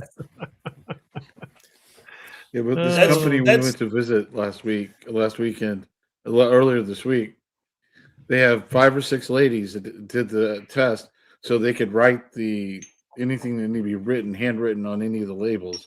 And it was amazing. They said they could do like 50 bottles in so much time. And it was, and it looked perfect. You know what I mean? And it was just, so it made sense because a lot of the bottles they did, some of them we have. And we're like, I know who wrote on that. Is that lady, right? And it gives it another personal touch. But I have to say, I mean, you kind of get it off on the roll. That's what we did. It's like we would lay the roll out and we would start, like writing, and then we pull one over, write all that, pull one over. So it's like we were doing a kind of line on each of our own. But man, hand cramp. It's fabulous when people handwrite them, but I just don't want to do it. I don't want to be the one that does it. It sounds very romantic unless you're having to do 600 at a time. Exactly. Exactly. Yep. Well, while you were talking, I had to go look at my bar because I know we were talking about these cookies earlier. So these are mint julep cookies from the Monastery Baked Goods, Sisters of Benedict. Okay. And this comes from Sisters. Did I say? I don't know what I said. It's the Sisters of Saint Benedict. I think I said Saint Benedict. Yeah, you did. Saint Benedict. Benedict. Out of Ferdinand, Indiana. Oh, how interesting. Well, the reason why I was raising my eyebrow over here is because I didn't think that the nuns that were over in our part, now there is a really cool Trappist monastery for monks over in New Haven that's not too far from Log Still Distilling, Okay. Wally Dant. And now they make fruitcake, and everybody tells me that it's the best fruitcake. But you know how Roger and Craig, y'all were talking about early on, once you've had bad bourbon, can you ever come back around to it? Mhm. Well, I had one piece of fruitcake and I can't. I just look at it and I go, I can't. I just cannot. I cannot do it. So, but they make really good fudge and they make really good cheese at the monastery. So, and But they you're don't not- talk. But you're not going to do the Fruitcake route. fruitcake, huh? How about banana wonder- bread? Is that okay? Oh, I love banana bread. So Love there we banana go. bread. Or what about a rum cake? My wife makes the best rum cake. Oh, I love rum cake. She's got Fabulous rum about cake. she's got about half of these bourbon legends hooked on this rum cake. Oh, yum. Mhm. And it's so simple. It's so easy. Well, the only thing I've ever found good for a fruitcake is to use something to kill somebody with. I mean, it's like a brick. Just throw it at them. You're going to kill them. Honest to God. You don't holler 4, they're dead. Done. I always thought they made pretty good doorstops too. They do. Yeah. You're good. You're right, Will. They would. Well, Oh my gosh. This past week at Heaven Hill, they had some fruitcake there along with the ale-aid and some homemade fudge. So that may have been from that monastery. I mean, It from very, that. it very well could have been. I said monastery, but what do you call it? It's not. Well, it's the Trappist monk, so it is a monastery. Monastery. It's called the Abbey of Gethsemane, and it was started in 1842. Y'all, they came from France to over here to do that. It's just a really beautiful. I mean, it's a beautiful place. Now, My where is dad this and I at? used to ride horses. Is it out going towards like Makers? No. So Makers is in Loretto. So if you were in Bardstown and you came past Old Barton's in 1792 and Yep. you're still headed south, Yep. you would go out there a little bit and you would turn in New Haven. You would start seeing signs of it, and it's out there. Not Okay, very so far. Not very south far of- from south of Bardstown. Oh, you said over by Log Still. Yeah. Mhm. Over. Okay. I know where you're talking about then. Yep. Very good. Well, hey, Lisa, April. I've know answered to way worse. I know it's late. I know it's Me late too. there, but can we do a speed round? I'm going Sure. to just ask you. I'm going to ask you a few questions. Okay. We're good. I'm going to remove you for just a minute, so that way I'm going to remove Roger, so we can get just me and you on here. Okay. Now we're big. We're going to try to keep these under 30 seconds. So let's just do it. Are you ready? Okay. I'm ready. All right. Lightning round. This is what we always do with our guests. This is where the truth comes out because you don't have time to sit and think. All right. So when you're drinking bourbon, proof or age, which one is more important to you? Proof. Proof. Okay. Neat rocks or Neat. cocktails? Neat. So number 2 is neat. You like drinking neat. Okay. Question number 3. If you could only pick one, Buffalo Trace Distillery or Maker's Mark? Buffalo Trace. Buffalo Trace. Okay. Now that's for the product that you're drinking. If you had to choose for the campus, the beauty of the grounds, Buffalo Trace or Maker's Mark? Oh, well, definitely Maker's Mark then. Yeah. I had to throw that in. That really wasn't a question, but I had to throw it in. Well, and so Buffalo Trace for me is a lot about one of their tour guides, Freddie Johnson, who I just absolutely would go up there every day and talk to Freddie. But go ahead. You know, I've never been lucky enough to actually talk to Freddie or meet Freddie. I would love to have him on this show. It would be. You should try to do that. crazy. He's so amazing and he's so kind and humble. I've seen the videos, and it's just that guy right there. He is a living legend. He is. I mean, You he know. is, and and you would never know it when you're talking to him because he is the most humble, kind individual. Just so down to earth. Love him. They're telling me I'm frozen, so let me Well, I see your mouth moving. let me try to change some settings or something. I don't know. Okay. Let me get back to the questions. Okay. One bottle for life. You can only have one bottle for the rest of your life. What would that bottle be? One bottle for the rest of my life. This is going to surprise people. Four Roses small batch. Okay. Worst bourbon advice you've ever heard? Oh, shit. Worst bourbon advice I've ever heard. God, I don't know. It's easy. It's not. That's the worst advice I've ever heard. I don't know. I can't. I tell you, these lightning rounds are something sometimes. Yeah, exactly. And final question, and I always tend to find this one of the hardest ones. Bourbon and food pairing. What food would you pair with bourbon? Well, that's an endless question. But I'll tell you what you could do is you could always pair Oak Forester with a banana if you wanted an explosion of flavor because you always get a banana taste over it. That's true.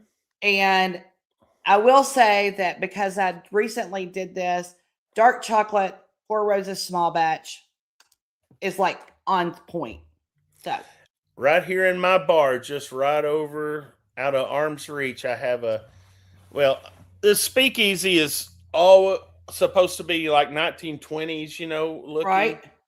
And we had to go antique shopping for this Yes. and I have chocolate.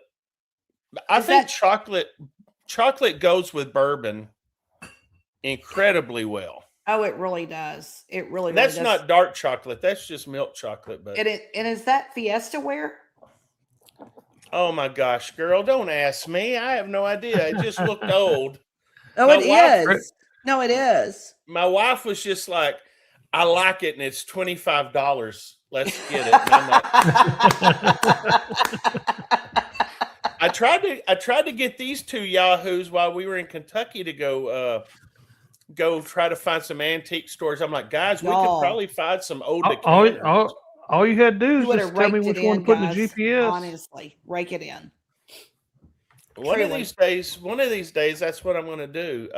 I had so much fun building a speakeasy, finding 1920s / early 30s, during that prohibition time, trying to find things that would go in here.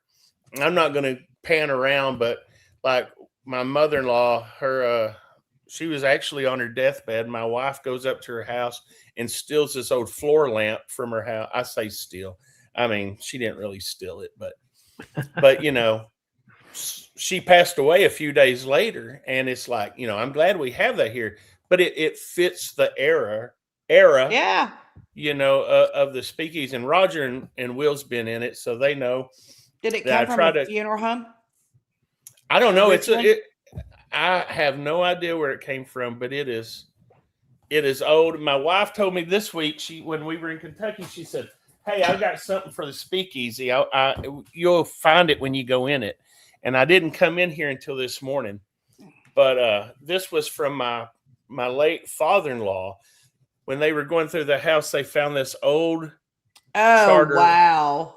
How bottle. amazing. Yes. And it still has liquid in it, but look at it. It lost its color. It sure did. I'm afraid to even. I think he used this as a decanter for something else. I don't believe that was whiskey in there. So, Will, you had a question a while ago and said to tell the story like good, bad, or whatever. Yeah. So I'm just going to tell you, I don't know what the story is, but I just had a horrible flashback because I looked over here at the comments, right? And all I saw was you and Four Roses have a history. And I was like, oh God, what is somebody been where they knew me and Four Roses? No. So It's Mike Brock has a history with Four Roses. No. Yeah, I'm really glad because I thought somebody was commenting like that. I was like, "Uh oh, I'm in trouble No, now." when you said Four Roses small batch, Mike Brock says don't drink that, and that was my Uh, comment to him because we've had the story before about he's told us about his history with Adventures. Four Roses. Yeah, his so he bad doesn't drink Four experience. Roses. Yeah, I Gotcha. don't know. He may have, he did something. Who knows? It's we're not going to talk about it too Well, much. it gave me a There's heart no telling. palpitation for just a hot minute because all I saw was you and Four Roses have a history, and I was like, going, "Yeah, I know," but I didn't know anybody else knew. So let's not talk about that. How about that? You didn't know There we that go. Mike, Yeah. didn't know Mike, that- find, So now you've got me intrigued because you're talking about you've got a Oh, story Will, with that'll be Four a story Roses. for another day, and I promise you, it will not be live streamed. Mike says April- Mike says it's a Leonard Skinner song. A Leonard Oh. Skinner song. I've got a feeling that might be like Oak Tree, You're in My Way. Ugh. Yeah. I have a feeling. April, what's coming up for you in the near future? What do you have on your agenda? Well, And this is your point to hawk everything that you want to hawk. Just get it out and open. right. No, I know. So I am working with, and I can't mention any names. So I am working with a distillery who's trying to open a distillery here in Marion County. So that's kind of my day job. And then I don't know that I want to hawk anything about this, but just be on the lookout on the horizons for a bigger writing project from me. How about that? That's good. Okay. So- Are you might join the ranks with me and be a certified author? Well, I hope so. Hope so. So, Well, Well, You that'll be never know. exciting. yeah. And then every twice a month, my blog comes out, and I'm going to continue to write that. That's kind of been my Will, artistic. have you been inspiration. dropping those links? I haven't paid attention. I have to been. that. Matter of Have you? fact, I Okay. just dropped it again just moments ago. Oh, there you are, the bourbonbaroness.com. You sure Yeah. did. So my blog is there, and if somebody wants to hire me for something, I'm there as well, and contact information and about all things bourbon. Very That's good. the only There- thing they it's- keep me around for is to drop stuff in the comments. So It's not true, Will. We keep you around to drive us around Kentucky as well. well, that too. Wow, Will, you could get really dangerous with that. You know that, right? If you're dropping the comments and they're not watching. Oh yeah, yeah. I mean, I Yeah. could say lots of stuff. So, Hey, but they've been. I got a they've been busy good to job me. over here. I know it. You just see me on the screen, but I'm doing 5 different things here all at the same time. I understand. You know. Well, April, one thing that we haven't asked you about, and you've alluded to it a few times, that name Weller. Can you allude to anything else about that Weller name? Oh, I'm very proud of my last name. So my fourth great grandfather is Daniel Weller, and Daniel Wow. Weller was the grandfather of William LaRue Weller.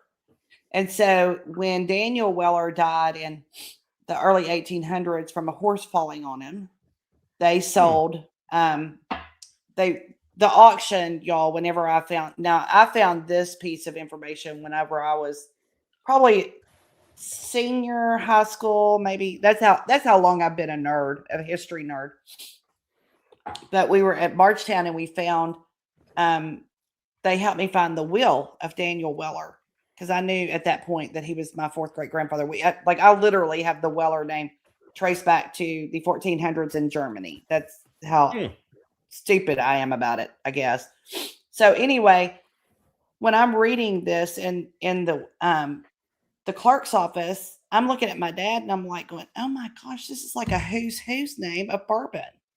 Had no idea. I mean, you know how you have no idea like where the names come from, but you kind of know that they're there. So, at the sale, it was the Beams, it was the Samuels, it was the Heaven Hills. It wasn't just, they were the people. And so I was like, oh my gosh, it like made me giddy. But anyway, so Daniel's son, Samuel, bought the equipment. We're pretty sure that he did some distilling with it based on just bits and pieces that I'm gathering from that. But it is what inspired William LaRue, who went on. So, yep, that is my family. But Wow. it's only my heritage. It did not give me one bit of teachings through bourbon because they were all gone and I learned it the hard way, which is probably like the Wellers liked it. They wanted to make sure you got it really ingrained. So just learn it the hard way.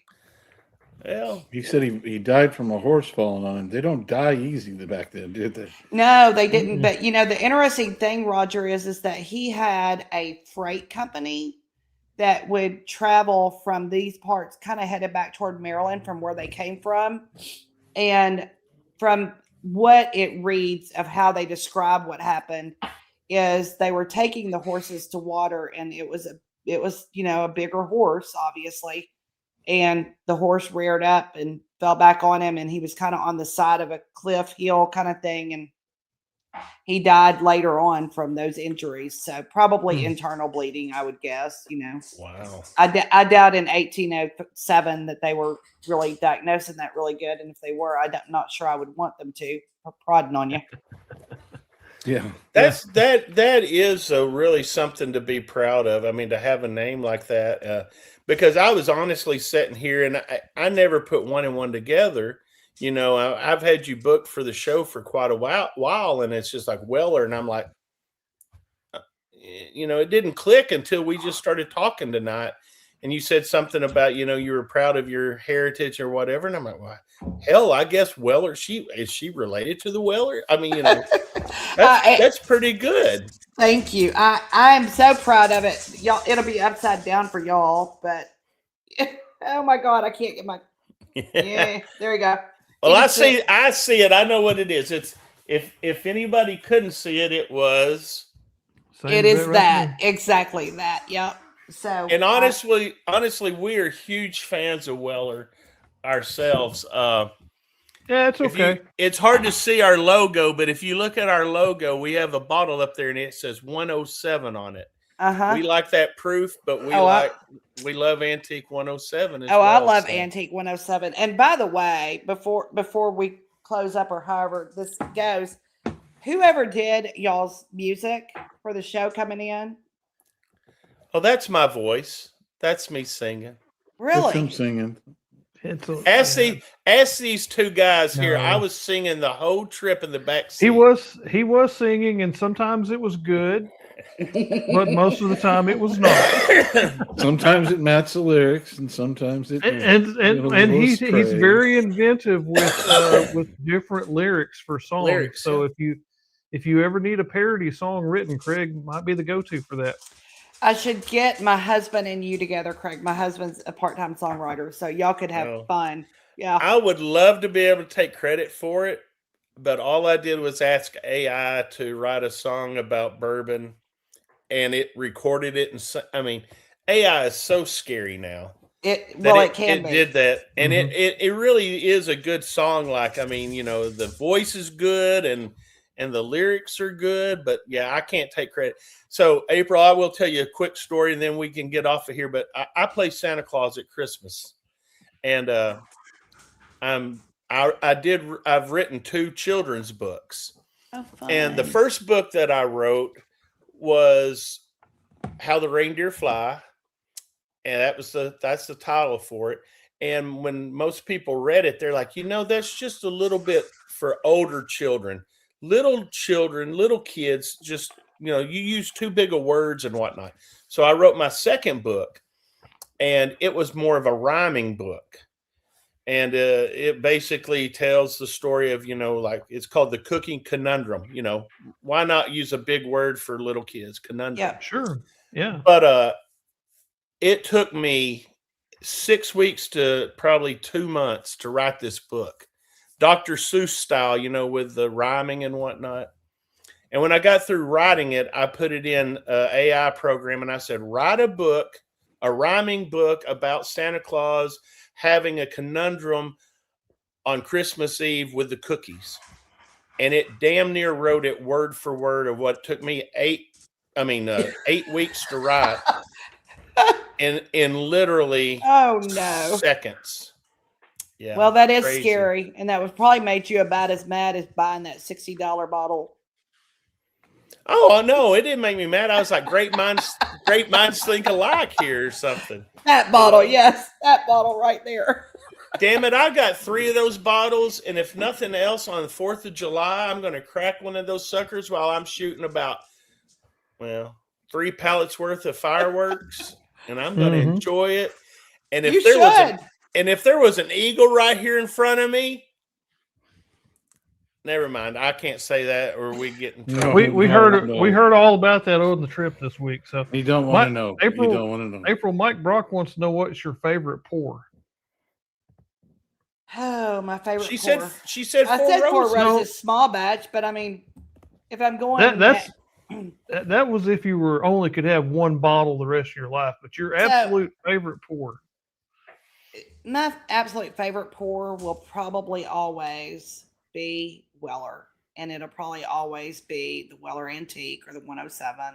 Like I've drank Weller, y'all. I used to say this that I was sorry I ever opened my mouth about Weller and told other people to drink it, because literally when I started drinking it was bottom shelf. I mean, it was on the bottom shelf, but I liked it, and that was back when it had like gold like veins in the bottle, and there was supposed to be gold kind of that would flake off in it.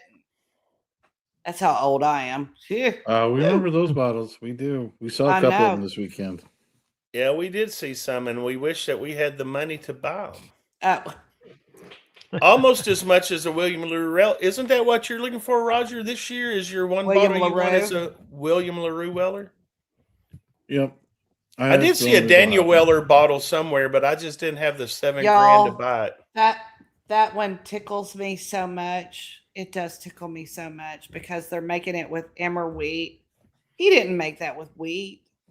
But whatever, it's another good story. There we go. Yeah. Bourbon lore. Bourbon lore. Bourbon lore that's not even really good recorded, and they're making shit up as we go along. So, but that's good. It's never let the truth stand in the way of a good story, right? As long as you can be confident when you're telling it, exactly, people are gonna believe it. Exactly. Mm-hmm. April, it's been fun. I like not doing so much show prep and just getting in here and just talking. That you get more out of that than when you really like try to figure it all out. You know what I'm saying? No, I agree with you. Candid and off the cuff is always fun. And you know what? Drinking bourbon with you guys would be great. It's a little scary when you're going live in front of 8 million people or 14 that's watching right now. But I mean, 14 million later. That's how it goes. I wish it was 14 million. If we had 14 million subscribers, I could get Freddie Johnson on here in a heartbeat. I'd have a whole lot more expensive. You could get Freddie bottles. Johnson on here anyway. Now you're putting a challenge out to me. I am. April is wanting me to get Freddie, and that's one of those guys that I've watched before, and I've never, ever had an inkling until just now on this show to reach out to him. So I'm gonna do that. So if you have any connections with him, April, pass it on. I'll reach out to Freddie. I've got my picture with him at the Bourbon Con 2-3 years ago, and we were chatting and talking for like 20 minutes one afternoon, and he is such a good guy. It's just oh my gosh, no better person for an ambassador for bourbon. He's just amazing, and the stories he has. I mean, like I could sit on the porch with Freddie all day long and just sip bourbon, chit chat. He's amazing. That's the fun of it. It is for sure. April, thanks for coming on the show with us. Well, thank y'all for having me. Don't be a stranger.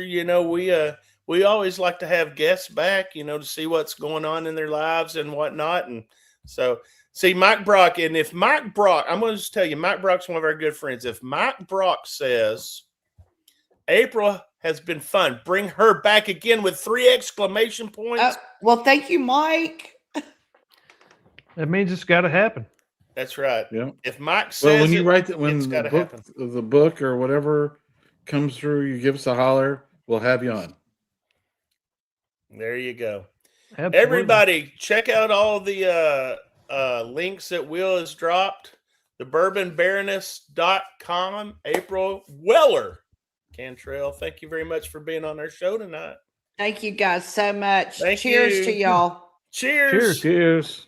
Usually we do a drinking game, and Roger said, don't do it tonight, and I think we should have done it. Every time we just said the damn word Weller, we could have had a drink.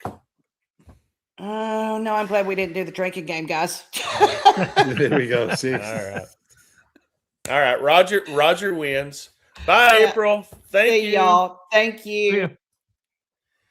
All right, boys. That was fun. That was interesting for sure. See? Absolutely. See, it's so much fun when we do this. I don't even know why we do show prep. We should just show up and just Just show start up. asking questions. I'll be honest with you. Half of those questions we asked, we didn't even have them made. We just asked them. Just pulled them right out of our pretty Just little right out of the air. Just reach up there and grab it.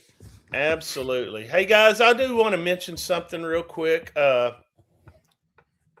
We're going to keep this show up going every week. We are going to do some things different. We talked about that this weekend. We're going to slow roll like whiskey's doing right now. And we're going to start probably sometime in June. We're going to try to go every day or every week with a live guest up until our 1 year anniversary. And then we're going to slow it down and we're going to start doing some things different. We don't want to get stuck in our, same old holding pattern of doing the same thing every week. So what we're going to do is we're going to start doing guests every other week. And then the weeks that we don't have a guest, we're going to start doing maybe some reviews or some blinds, or we might just get on here and just shoot the shit like we did tonight with April, but maybe we'll just have it Or just us with, the audience or whatever. Or we'll complain about stuff like what happened to us with this. So, I think if we complain about it enough with them, they might send us some more free bottles. maybe, but I doubt it. I doubt it. Yeah. We'll send them an email though. Say, hey, what gives? Now, we do have a few more people on here. Open, like Mike Brock says, open mic night. Yeah, we can do an open mic night maybe. Oh, Brian, damn it. I was looking for that bottle all freaking week. An Elijah Craig 15. Never even saw one through all of our travels. Not even behind a counter for way too much money. Not even at the distillery. They didn't even have one in the case. I tell you what we did score, though. All three of us scored this bottle here. I've always been a fan of pepper. Oh, yeah. And I know that just looks like a regular bottle of James E. Pepper, but that bottle right there is a single barrel. And that damn bottle right there is good. Yeah, that was very, very good. Very good pepper bottle. I'm gonna have to say this again. I've said it a couple of times now. If you see this bottle, I give that a Yelp. That is that Augusta right there is a damn good bottle. And that's we wouldn't know. You didn't open it with us. I fresh cracked that sucker tonight, and I'm glad I did because it was good. I'll give you another Yep. This Hard Truth French Oak. Yeah. If you see that one, that's a Yep for sure. I didn't buy that one. I bought the chocolate. Oh yeah, the sweet mashed rye. Yeah. God, that's good too. That's a Yep too. That one right there. Look at this, Yep. Mike Brock. You should have said something. I would have brought you one of the EC's 15. Well, damn it, Mike, you're supposed to have ESP and just say, "Yeah, I'm going to buy that for Craig." Well, Scott Artfully Bourbon said the Augusta Wheated is awesome. So is the small batch bourbon. I don't think I've had the small batch bourbon, but I will attest to that. Augusta is pretty good. Alex, I don't think had anything to do with making that one, but she's promoting it, and it is a good one. So, Roger, what are you going to talk about? My favorite bottle of the weekend I bought was found a bottle of Silk Velvet, and we went by their distillery that they do their bourbon at. We left our cards at. Hopefully, we can get them on board and give them a chat and talk to them. And How's that? How come that? How That cork looks like a That Weller cork- cork. What's Yeah, what's that up cork- with that? That I don't know about that Well, court. They looks might just need like to a work Weller on their cork. closure, but hey, it happens. Because glad we had the antique cork to the rescue, but otherwise, bourbon's great. Closure needed some work, but Hey, I'll put it to Guys, you other this than way: that, we'd love to have we them were on. sitting at the hotel, and Roger and I were going to have a pour of that, and the top half of the cork comes off in his hand, and just the sheer disappointment in his face. I mean, if y'all would have been there, it would have brought the whole room down. So we drove to the liquor store to get a corkscrew right then, just so we could get that bottle open. So, We but found a it's cork that very fit. good. We can't believe it. The Yeah, it things- was well, very good. Another thing was, I mean, we did reach out. We made some contacts while we were in town, around all over the state, actually, and beyond. But on our way home yesterday, Roger pulls up on his phone, Western Kentucky Distilling Company, and we pull in there, and we forced him to go in and give them Yep. our cards. Yep. So hopefully we can get them on the show, and that would be cool.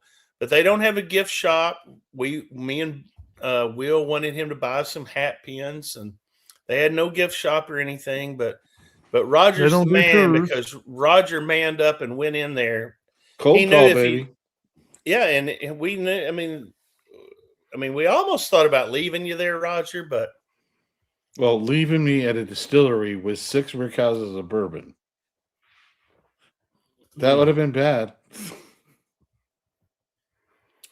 Scott was talking about.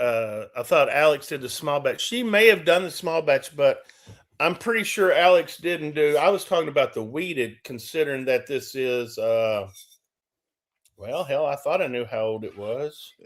Scott, it is not their distillant yet. Their distillant is less than, from what she said, talking about it was less than 2 years old. So I think the small batch stuff is all stuff that they sourced again. They had someone else who utilized their mash bill that put it together, but it's not from their distillant, from the Augusta distillery. And Do we something really else. care as long as it's good? Do we care? Yeah, no, I mean it's as No. long as it's good. I mean it's like this. I hope this is good, and there may be a short coming eventually of me hand dipping my own steward's release. That's right. So I didn't get a real good dunker. They won't let you do that, but it got down on the neck. So hey, it's not too bad. Close enough. Close enough. Yeah, if not, if you want to know how to do it, there's a young lady that works there that has a video of her. You take it, and when you do the spin, you slam it on the wood table one time, and it'll just run all the way down to the bottom. I wish I'd guys, seen that before. Y'all want to give this prize package away? Yeah, Yeah. let's Or do do it. we want to hold them in suspense? I say we give it away. Well, I mean, how many Patreons are actually on the show or in the comments tonight? I don't have a clue. I mean, maybe next time we're going to need to tell them they need to be present to win. Although, that'd be like I fun. said, I didn't mention anything about this coming up because, like I said, we've been out of town and I was on vacation and I don't work during vacation. So Brian Hughes thinks he is. I love this. He thinks he is. So if he's not, I mean, I could go in and remove his name right now. I dropped the link there, so if he's not, he can sign back up. But he says unless his payment got rejected, he is. So Brian is a patron. We actually have, I don't know, I can't even go through and count them all now because I've shuffled them and whatnot. But we've got several. Mike Brock is a patron. Mark Pruitt is a patron, and you guys are. Hell, Will Rocco is a patron. that's right. James Caldwell, you guys are. I think they want to see. I think they want to see who's going to win this. So what are we giving away this time? So we're giving away it's easy for me just to say it like this. We're giving away a Kentucky Derby prize package. It has these little, it's got a pin, a Kentucky Derby pin. It's got a tumbler or a rocks glass, Woodford Reserve, mint julep stuff, maybe a hand it's just a little prize packet. A potpourri. So Brian said it's got your toenails too. So don't even tip me, Brian, because they're probably due a cutting, and I could probably clip some and put them in there for you. And if it Brian wins, we're putting all our toenails in there. yeah, if Brian wins, he gets toenails for sure. Brian, I hope you win, because I'm going to cut my toenails and I'm going to throw them in the box with the packing. So, like, you're going to be pulling the packages apart and there'll be yellow toenails fly. Scott, AB, yeah, you're a Patreon too. So, too heavy to ship, he says.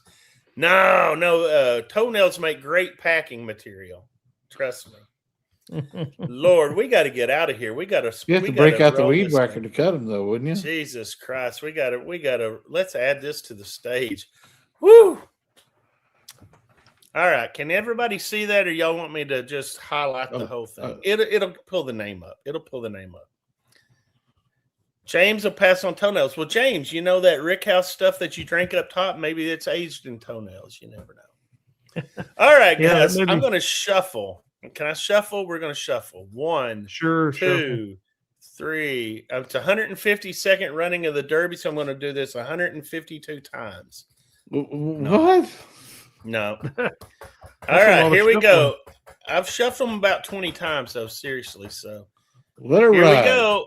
It's going, let folks. her rip, Tater Chip. Who's going to be the winner? Oh, Brian, look here. Brian's getting toenails. Brian's getting toenails. Brian's getting toenails. Brian's getting toenails. Woo! Everybody's going to say rigged now because of the damn toenails, but congratulations, Brian. See, Brian already, he was the first one that says rigged. Oh, shit. I haven't laughed that hard in a while. That's pretty damn funny. It isn't rigged. It isn't rigged, but damn it, if it could have been, I'd have rigged it where you'd have won it so I could send them damn toenails. Woo! Guys, well, what do you think? What do you think? I'll send them over to you. I think I got to scoot down some because I'm sitting up way higher than y'all are. There we go. Sorry, Brian. That won't be shipped out tomorrow because we have to wait for Roger to bring his toenails. That's right. And so it may be late, but since you're just on the other side of the river, you'll get it in time for the Derby. And listen, if there's a horse running that has anything to do with toenails, by God, you better put some money on it. Oh, that's great. Too bad I really did. I clipped my toenails last night, or I'd have saved some from Brian. Well, just send him a picture of your feet. Maybe that'll work. Ooh. Man. Oh, do you want to tell them about the other bottle that we found? We all three found? Which bottle's that? It holds a dear place to my heart. You talking about this one, the single? I think I know. No. Oh, the old Granddad 114 single barrel. Old Granddad. Guess what? It's 114 proof. Son of a buck. Imagine. And you know, it's not quite as dark as the my Grumpy project. Old Men? Grumpy Old Men project. But you know, and there's no picture in the middle. Did you notice they took away the picture of Mike Brock off the bottle? It's not even on the back of the bottle. We really looked into that bottle, and then I saw somewhere today on the internet that somebody had gotten like cases of it. But you know, we went all over and we only saw it at that one store, and they had 3 bottles. Yeah, at MSRP. That was the good thing. We didn't overpay for that bottle. No, we did not. Well, guys, it's been real fun. I loved April being on here. That was a great show. I think April is going to probably help us out to get some more females on the show. We've got a couple lined up right now. We've had 2 really good ones. We have. Well, we've had more than 2 now. We've had 3, 4. Yeah. You know, hell, maybe I can get my wife on here one night. She'd be a good one. Yeah. Bring my wife on as a guest, and maybe my sister-in-law on talking about the. Oh, That would boy. be a good show to do. Not when we have a guest and talk about their poor decisions that they've made with bourbon. Yeah, might be a good opportunity. Yeah. Talk about the bad things that happen sometimes when you have too much bourbon. The bad things that happen when you drink good bourbon. Well, Anything boys, anybody want to wrap anything up? I'm tired. I'm a tired boy. I did a lot of riding this week. you were well taken care of. You were in the command post in the back. You were the navigator. I was not doing any navigating, but I did hold y'all's pizza boxes pretty good yesterday on the way back.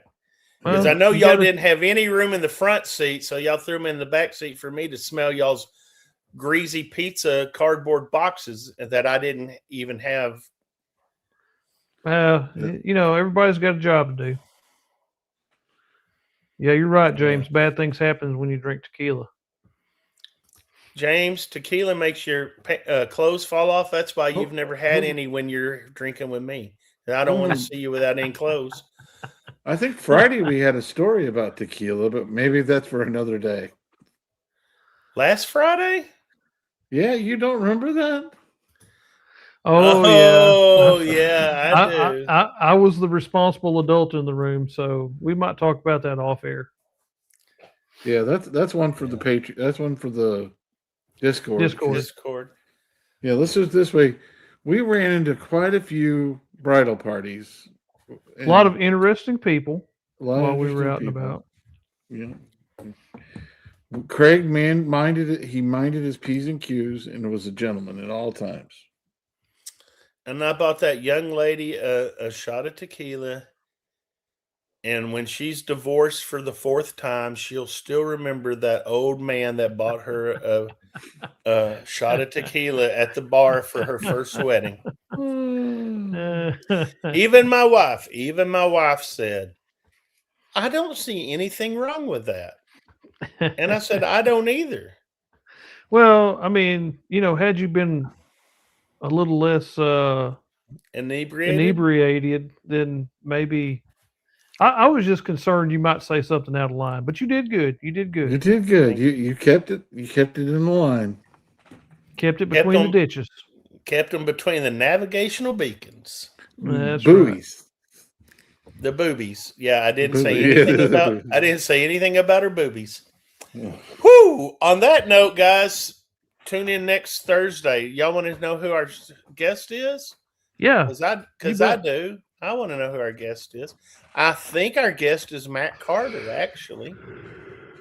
If Matt comes on the show, I think he is next week. Let me double check. And that would be Matt Carter of Old Glory. Next week we have Matt Carter. The week after that we have Charlie Humphrey, which is a female from Iron Roots. May 14th we have Brandon Carlton from Brutally Honest Bourbon. Then we have on May 21st Logan Welk, the president and COO of Blue Note. May 28th, we have Jonathan Marciano from K-Luke. And on June 4th, we have Tim Persiant, the CEO and founder of Chattanooga Whiskey out of Tennessee. Nice. Got a good lineup coming up. That's a good lineup, and we've got, like I said, Leaper's Fork. That's not been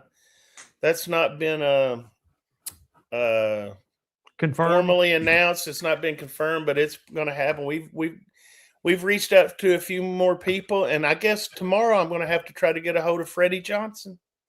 Yep. And that would be a good show. You know what? I think the goal is we should have Freddie Johnson on our 1-year anniversary show. That would be good. Wouldn't that be something? That'd be pretty awesome.